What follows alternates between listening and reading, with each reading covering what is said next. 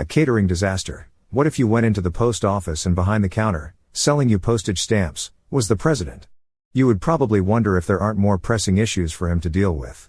I mean, sure, mail is a government responsibility, but the President of the United States has bigger fish to fry. It would be like calling Microsoft because you're having problems updating your computer and you get Bill Gates on the phone. Half the time I can't even get a human being, much less a CEO.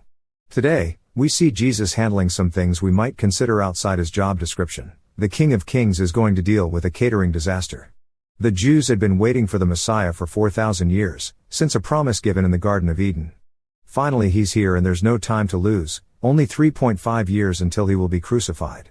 You might think he should be engaged in a fierce battle with Satan, or overthrowing the Roman Empire, yet here we find him picking up the pieces from a poorly planned party. Time is money, he's on a mission to save mankind. So why does he take the time to go to a wedding? Because he was invited. Through this household miracle, Jesus showed his willingness to be a part of everyday life, not just emergency situations. Here we see him perform his first miracle at a wedding and, spoiler alert, in a few chapters we'll see him at a funeral.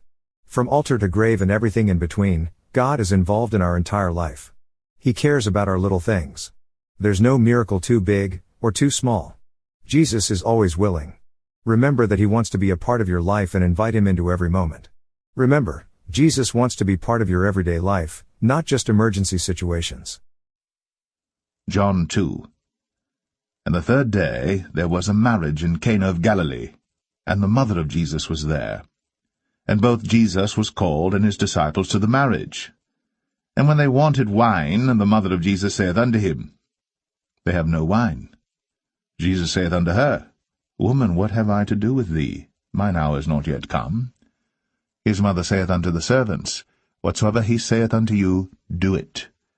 And there were set there 6 waterpots of stone, after the manner of the purifying of the Jews, containing 2 or 3 firkins apiece. Jesus saith unto them, Fill the waterpots with water. And they filled them up to the brim. And he saith unto them, Draw out now, and bear unto the governor of the feast. And they bare it.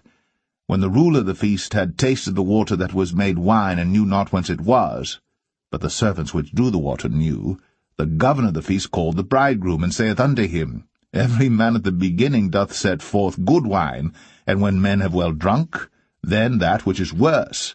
But thou hast kept the good wine until now. This beginning of miracles did Jesus in Cana of Galilee, and manifested forth his glory, and his disciples believed on him. After this he went down to Capernaum, he and his mother and his brethren and his disciples, and they continued there not many days. And the Jews' Passover was at hand, and Jesus went up to Jerusalem, and found in the temple those that sold oxen and sheep and doves, and the changers of money sitting. And when he had made a scourge of small cords, he drove them all out of the temple, and the sheep and the oxen, and poured out the changers' money, and overthrew the tables, and said unto them that sold doves, Take these things hence, make not my Father's house an house of merchandise. And his disciples remembered that it was written, The zeal of thine house hath eaten me up. Then answered the Jews, and said unto him, What sign showest thou unto us, seeing that thou doest these things? Jesus answered and said unto them, Destroy this temple, and in 3 days I will raise it up. Then said the Jews, 46 years was this temple in building, and wilt thou rear it up in 3 days? But he spake of the temple of his body. When therefore he was risen from the dead, his disciples remembered that he had said this unto them, and they believed the Scripture, and the word which Jesus had said. Now when he was in Jerusalem at the Passover and the feast day, many believed in his name when they saw the miracles which he did. But Jesus did not commit himself unto them, because he knew all men, and needed not that any should testify of man, for he knew what was in man.